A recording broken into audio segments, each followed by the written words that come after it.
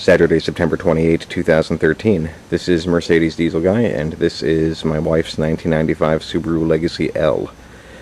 If you watched my last video, you'll know that I've actually recently had some sudden and pretty serious problems with this car.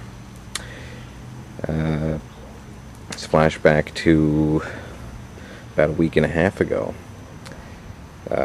First, my wife noticed that the steering was difficult and was making some noise, so I checked the fluid and it was low. And you know, power steering fluid doesn't get used up.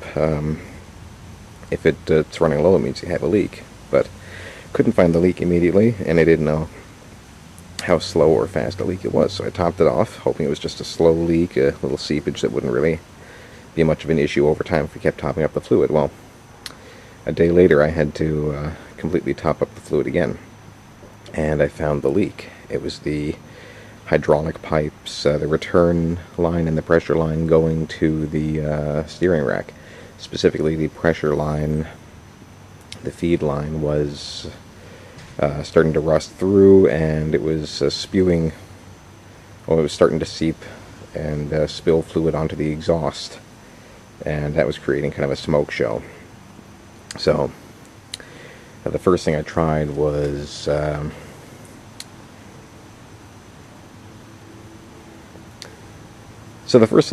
patch up those lines. I got some hose that I felt was suitable and up to the task, and I cut out the rusty portion of the lines, patched in the hose, and all was well for about 5 seconds in the driveway until I turned the steering wheel and the hose popped. What I didn't realize at the time is that power steering actually has a lot more pressure in it than I ever figured.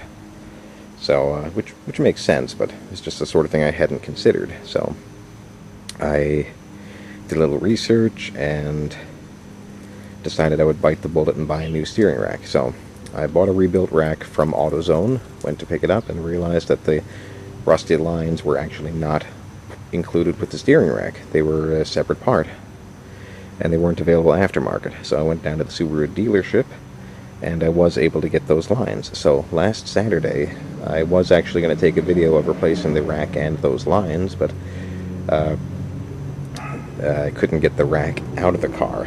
The bracket on the underside of the car was, the two brackets, one of them I was able to unbolt, one of them was just kind of hopelessly rusted in place. So what I ended up doing, let me show you,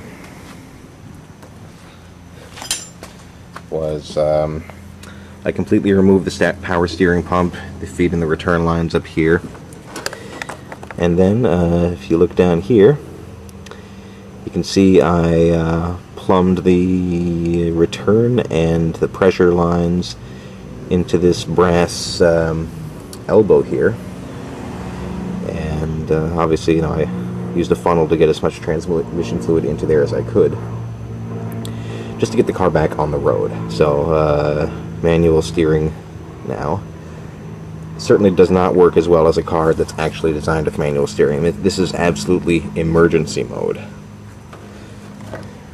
And I figured at that time, okay, well, this car can be driven until I find my wife a better replacement car, because replacing the rack at this point is just beyond my ability. Much like any Subaru here in New England, it's got rust, and Subarus tend to fare really poorly with rust. The first thing to go, of course, are bolts that rust into place, and for years now I've had pretty good luck dealing with that, but not in this case. And like I said, I worked all last Saturday trying to get that rack out, and then all Sunday basically working around the power steering delete. So I got the pump out, and I'm running a shorter belt here on the alternator.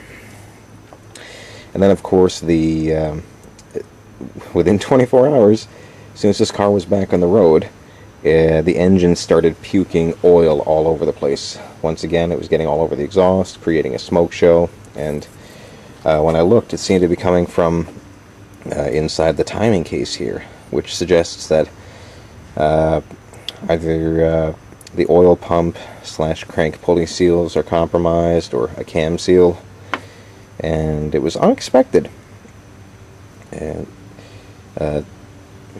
it could be a coincidence, it could be maybe just with this new belt on here that it somehow disturbed the old crank pulley seal and caused a bad leak. So what I'm going to be doing today is taking the belt off, getting the timing covers off, trying to find the leak, and replacing seals as necessary. Once again, this car is basically in emergency mode, and this is just to get it on the road until I can find a replacement car, at which point this car is going to be sold as is with full disclosure to the buyer.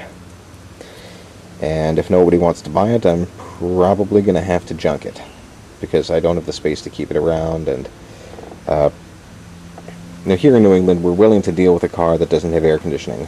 It would be nice, but it rarely gets so consistently hot that you can't live without it. But power steering, wow, this car is a bear to steer right now. So I'm actually going to do a separate video of trying to find the oil leak and patching it up. But that's the case with this car. It's kind of the end of the road for it, which is a shame, because we've only had this car a year now, and I've certainly put a good amount of parts and effort into it. But like I said, rust gets these New England Subarus. So this is Mercedes Diesel Guy. Thanks for watching.